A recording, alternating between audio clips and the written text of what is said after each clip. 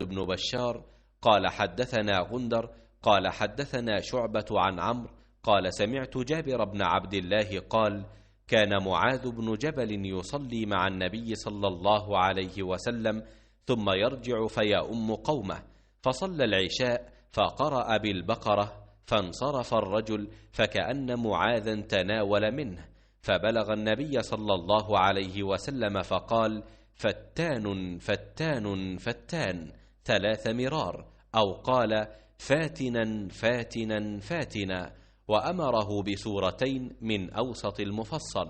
قال عمرو لا أحفظهما.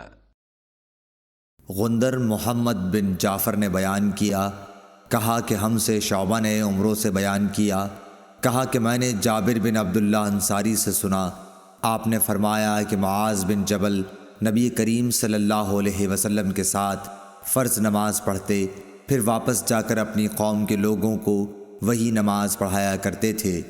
एक बार इशा में उन्होंने सूरह बकरा शुरू की, मुक़्तदियों में से एक शख्स नमाज तोड़कर चल दिया। मुआज़ उसको बुरा कहने लगे। ये ख़बर हज़रत सल्लल्लाहु अलैहि वसल्लम को पहुँची। उस शख्स ने जाकर मुआज़ की शिकायत की। आपने मुआज़ को फरमाया, तू बला में डालने वाला है, बला में डालने वाला, बला में डालने वाला।